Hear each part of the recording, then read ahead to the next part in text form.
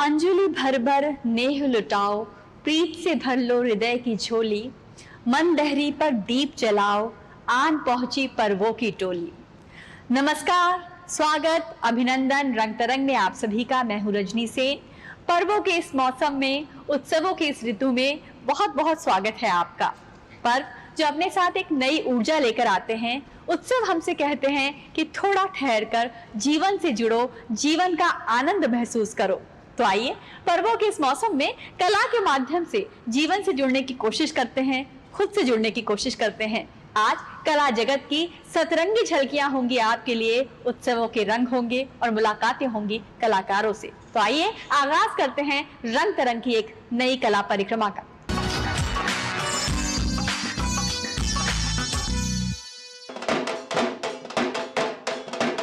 नवरात्र का 9 दिन का उत्सव, माँ की आराधना में लीन संसार विजयादशमी को उन्हें विदाई देता है और दुर्गा पंडालों में सिंदूर खेला का आयोजन होता है। नवरात्र के आखिरी दिन माँ के सम्मान में सिंदूर की होली खेली जाती है। यह पर्व सामाजिक एकता और आनंद की भावना को दर्शाता है। सिंदूर खेला दुर्गा पूजा का एक महत्वपूर्ण हिस्सा बन चुका है। पूरे देश में इसके बाद ही दशहरे का पर्व मनाया जाता है। बंगाली समुदाय के दुर्गा पंडाल पूरी दुनिया में अपनी आराधना और मां के अनोखे रूप के लिए प्रसिद्ध है और यहाँ होने वाला सिंदूर खेला भी आज पूरी दुनिया में प्रसिद्धि पा चुका है। सुंदर परिधानों में सजे धजे मां के भक्त नृत्य के माध्यम से मां के प्रति अपना स्नेह प्रकट करते हैं और उससे फिर आने का आग्रह करते हैं। बंगाल की दुर्गा पूजा यूनेस्को की विश्व विरासत का हिस्सा है और सिंदूर खेला इस परंपरा का सुंदर रंग उजागर करता है। रंग तरंग, डीडी न्यूज।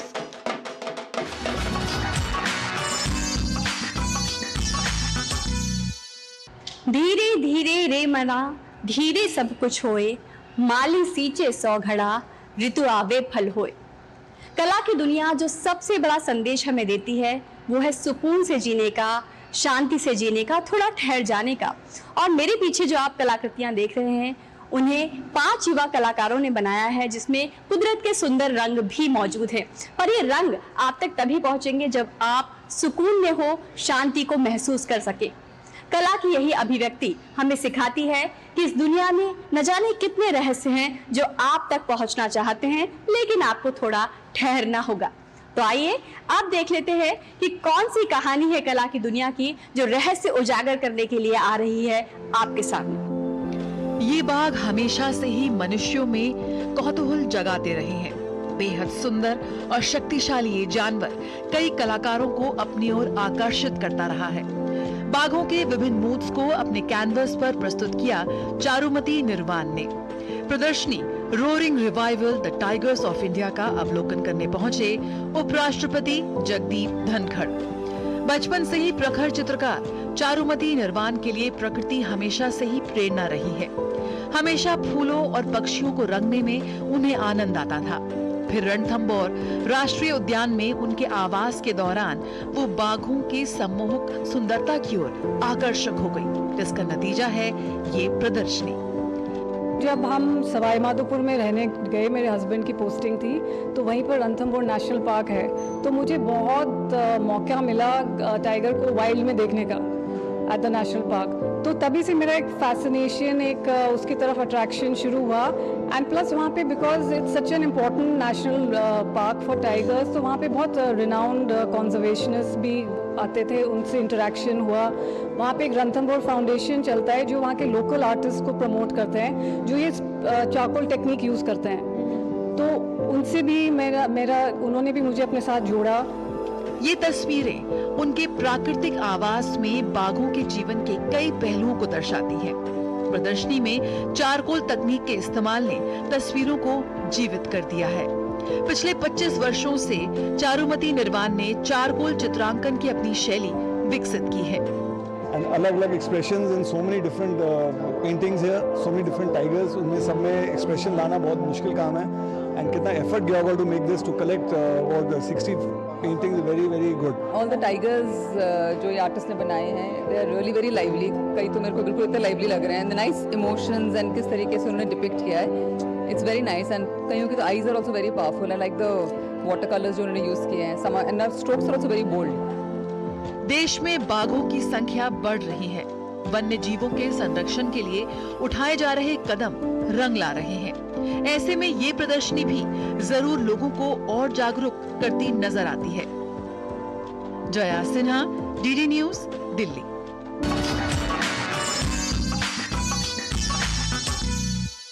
उसका मन आशा का झरोखा उमंगों की बात करता है।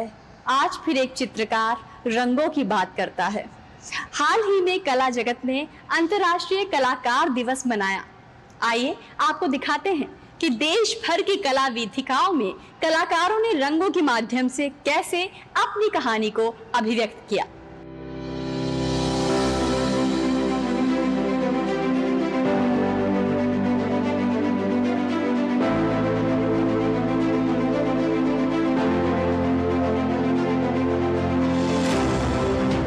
भारत की मिट्टी में कलाओं के लिए असीम प्यार और सम्मान झलकता है, और यही प्रेम और सम्मान पिछले दिनों झलका रंगों के माध्यम से जब कला जगत ने अंतर्राष्ट्रीय कलाकार दिवस मनाया। दिल्ली की ललित कला अकादमी में देश भर के जाने माने अनुभवी और युवा कलाकारों ने अपनी बेहद खूबसूरत और कुछ हटकर कलाकृतियों से कला प्रेमियों का दिल जीत लिया। अध्यात्म, प्रकृति, रोजमर्रा की जिंदगी, योग, ध्यान और महिला सशक्तिकरण, ये तमाम रंग इस कला प्रदर्शनी में नजर आए।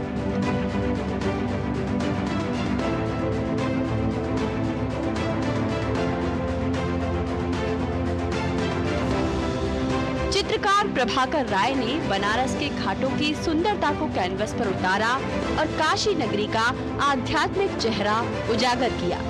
ये बनारस एक आध्यात्मिक शहर है, तो हमने वहाँ के मंदिरों को, घाटों को, सीढ़ियों को, चूँकि हम वहीं पढ़ाई किए हैं और बचपन से वहीं रहे हैं, तो उसी को हम अपने चित्रों में दिखाने की कोशिश किए हैं, एक्रेलिक माध्यम में और वाटर कलर माध्यम में। तो वही कलाकार शाश्वती चौधरी ने अपनी कलात्मक रुचि से अपनी अभिव्यक्ति को यूं बयां किया।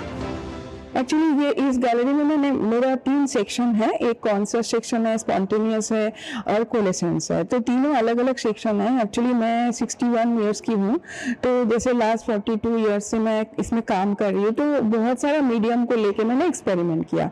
वैसे बेसिक मीडियम तो oil on canvas, acrylic on canvas है, इसको छोड़ के भी हर आर्टिस्ट ड्राइंग करते हैं, मिक्स मीडिया करते हैं, बट जनरली उसका शो नहीं होता है। तो मैंने इसीलिए इसमें 3 सेक्शन रखा दिखाने के लिए कि आर्टिस्ट स्किप कर करके अलग अलग मटेरियल को लेकर किस तरह से वो काम करते हैं।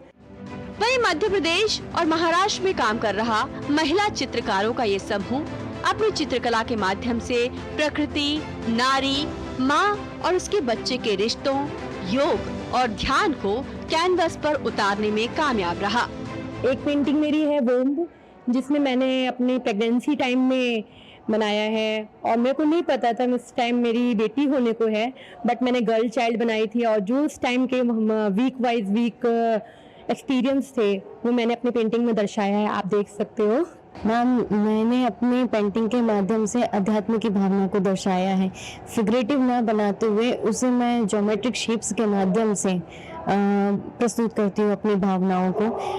मेरे काम के द्वारा मैं ये दर्शाना चाहती हूँ कि डे टू डे लाइफ में जो एक्सपीरियंस में रहती हूँ उसको मैं छोटे छोटे मोमेंट में कन्वर्ट करके रिप्रेजेंट करना चाहती हूँ। वहीं गुरुग्राम से आए कलाकार दिनेश कुमार ने अपनी जिंदगी के अनकहे अनसुने किस्सों को रंगों के माध्यम से कला प्रेमियों तक पहुंचाया। बेसिकली तो मेरी पेंटिंग सारी नेचर से प्रभावित रहती हैं, और nature is everything as you know, and it is like a meditation. वहीं कुछ कलाकारों ने पर्यावरण संरक्षण जैसे मुद्दों को कला के माध्यम से उठाया, जैसे झीलों में बढ़ते जल प्रदूषण के मुद्दे को इस कलाकार ने रंगों के माध्यम से आवाज दी। तो वहीं दिल्ली के 5 युवा कलाकारों ने अपने मन में छिपे रहस्यों और आम जिंदगी में घटती घटनाओं को एक खूबसूरत अंदाज में आम लोगों तक पहुंचाया। एक कलाकार जब अपने मन की कहानी कहता है तो जाने अनजाने कई कहानियों को साकार कर देता है, उनमें रंग भर देता है। और ललित कला अकादमी में आयोजित इस कला प्रदर्शनी ने एक ही मंच पर एक साथ कई सार्थक विषयों को उठाकर कला की अहमियत को और बढ़ा दिया। रंग तरंग के लिए रजनी सेन की रिपोर्ट।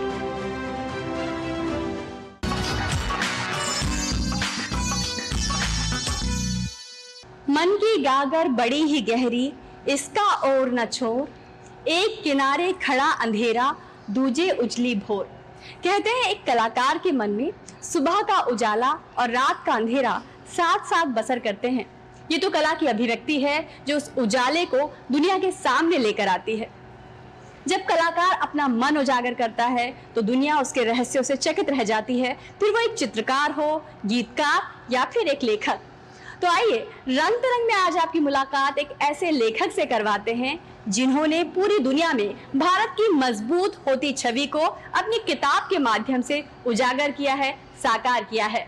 मिलते हैं वरिष्ठ पत्रकार और लेखक अशोक टंडन से।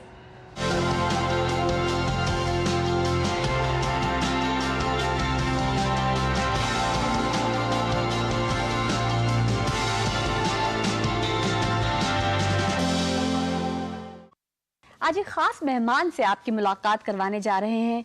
रूबरू हो रहे हैं वरिष्ठ पत्रकार और लेखक अशोक टंडन जी से, जिन्हें भारतीय राजनीति का 50 सालों का अनुभव है, जिन्होंने भारतीय राजनीति के उतार चढ़ाव को करीब से महसूस किया है और अब किताब की शक्ल में अपने अनुभव को ढाला है रिवर्स स्विंग के जरिए।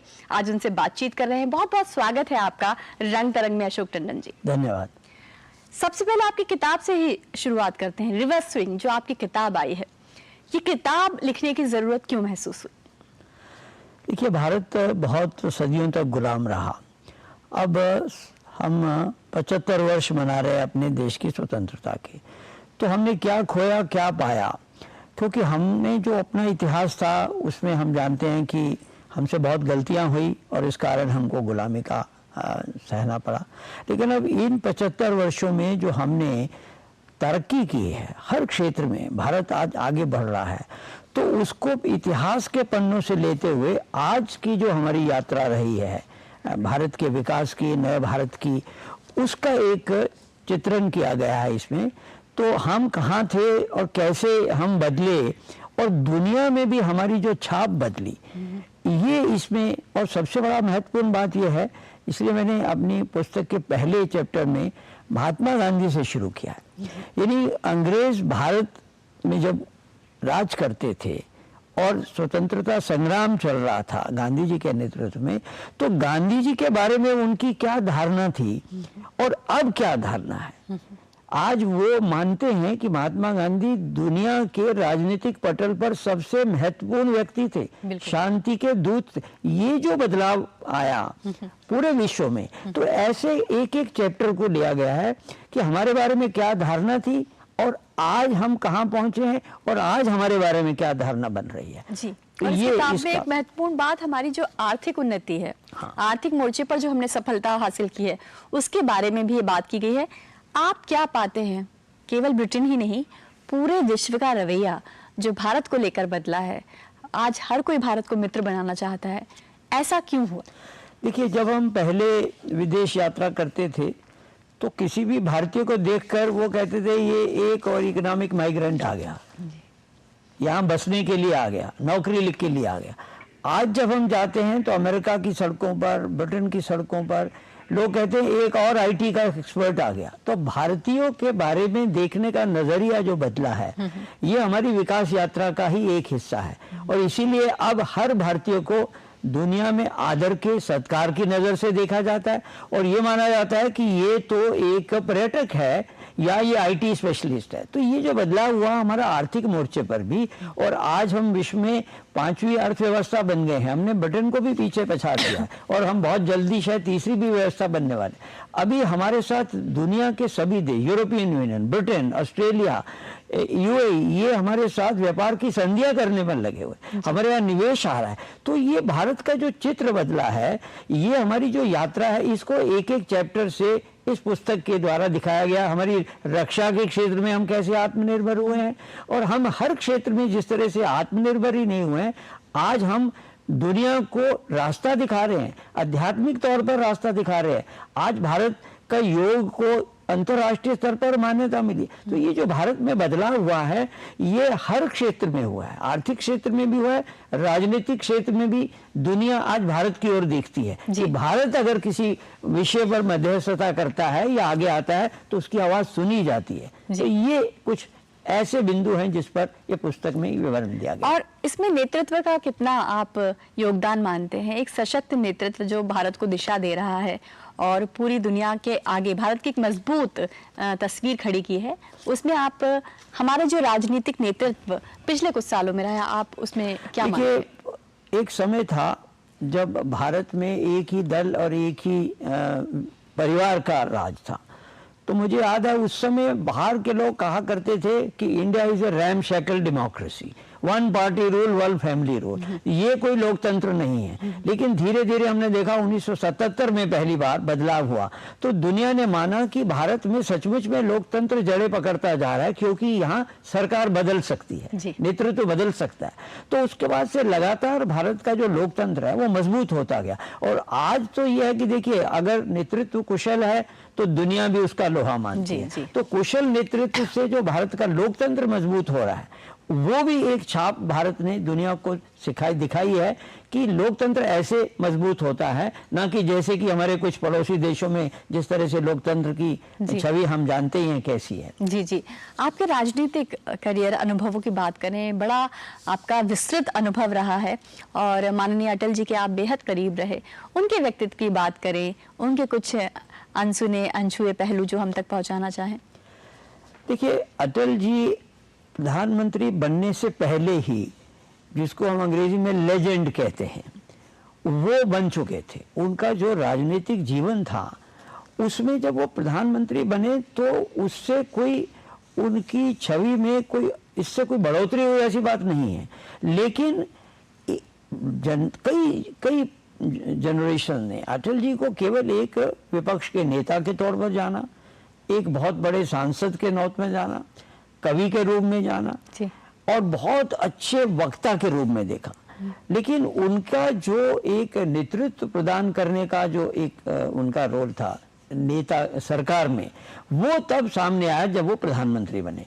तो इसलिए अटल जी को अगर जानना है तो उनको समग्रता में जानना पड़ेगा, ताकि उनका जो पहले का जीवन है और उसके बाद सरकार में आने के बाद भी उन्होंने जिस प्रकार से नेतृत्व दिया देश को, कारगिल की लड़ाई जीती हमने, और जितने भी उस समय विपत्तियां आई देश पर उनको झेला, और एक मिली जुली सरकार को पूरे 5 साल चलाया, नेतृत्व दिया। तो कहीं ऐसा समय था जब भारतीय जनता पार्टी एक तरह से अनटचेबल थी, उसमें कितने ही दल जोड़ते गए और वो सब साथ में चलकर एक सर्वदलीय सरकार बनी।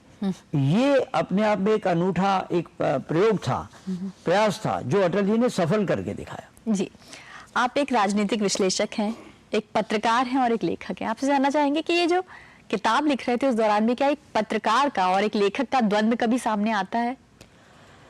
मुझे लगता है नहीं आता, क्योंकि पत्रकार अपने आप में भी एक अपने संस्मरण और पुस्तक लिखने में सक्षम होता है।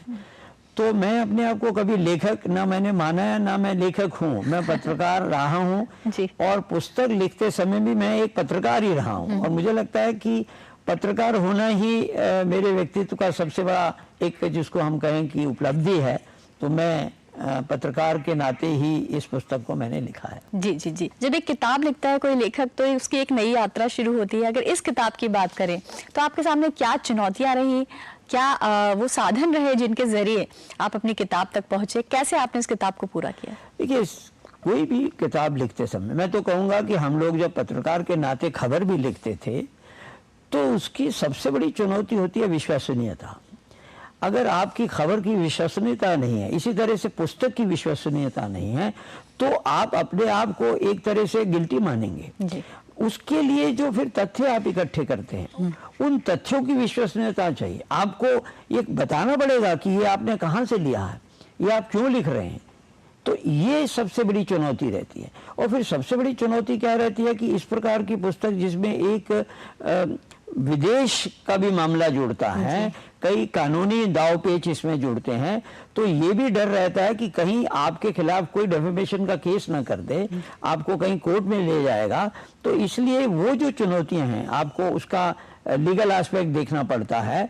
और आपको, जैसे मैंने कहा कि आपको बाद में ये बताना पड़ता है कि ये आपका इसका सोर्स क्या है। तो ये चुनौतियां बड़ी रहती हैं, क्योंकि आपके मन में बहुत कुछ रहता है कि मैं ये भी लिख दूं, लेकिन उसके बारे में तथ्य इकट्ठे करने, उन तथ्यों की जो विश्वसनीयता है वो उसको आपको उसके साथ दिखाना पड़ता है। और फिर ये देखना पड़ता है कि किसी की मानहानि तो नहीं हो रही है, और कोई ऐसी बात तो नहीं कही जा रही है जिससे कि किसी के भी जो फंडामेंटल राइट हैं उस कारण वो आपको कोर्ट में घसीट सकता है। तो ये सबसे बड़ी चुनौती रहती है। जी, भविष्य की बात करें, पत्रकारिता, राजनीति, भारत की विश्व में उभरती शक्ति को देखते हुए और कौन से विषय हैं जिन पर आप लिखना चाहेंगे?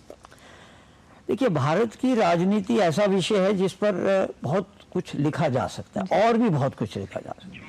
तो मैं समझता हूँ कि हमारे देश में जितने भी विभिन्न राजनीतिक दलों के नेता रहे हैं, विशेष तौर से जो नेता प्रधानमंत्री नहीं बन पाए, राष्ट्रपति नहीं बन पाए, उनके व्यक्तित्व के बारे में बहुत कुछ और ऐसे संस्मरण भी हैं जो जनता तक पहुंचने चाहिए।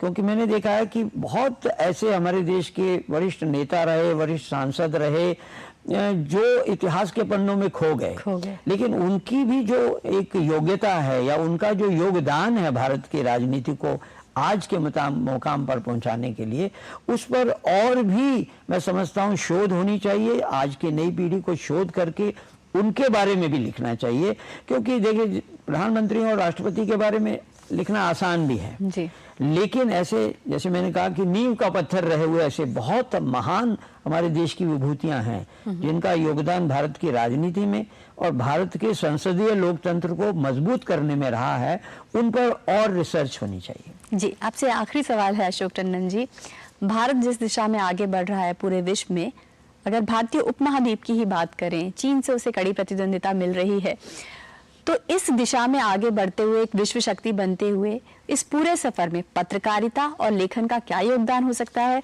और भारत किस तरफ आपको आगे बढ़ते हुए दिख रहा है? देखिए, भारत की पूरी प्रगति में पत्रकारिता का बहुत बड़ा योगदान है। क्योंकि हमारे जो संविधान निर्माता थे, उन्होंने शुरू में ही फंडामेंटल राइट्स में freedom of speech and expression लिख दिया था। हर नागरिक को स्वतंत्रता है अपनी वाणी की और अभिव्यक्ति की, और उसी क्लॉज से ताकत लेते हुए मीडिया भी लगातार इस संसदीय लोकतंत्र को मजबूत करता रहा। आज भारत और पत्रकार के नाते मैं कह सकता हूं कि हम लोगों को गर्व है इस बात का कि हमारे देश में पत्रकारिता को स्वतंत्रता है, वाणी की स्वतंत्रता सबको है।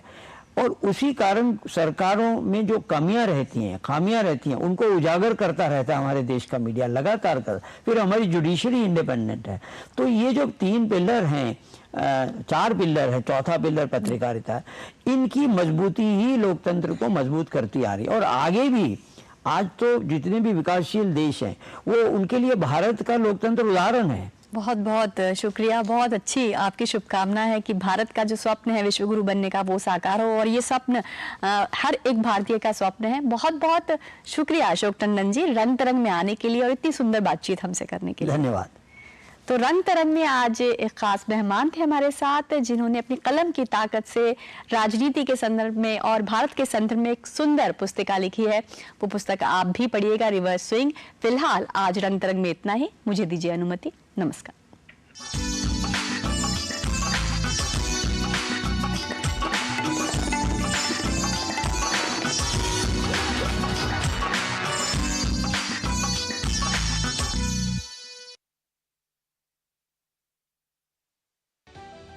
समाज की बेड़ियां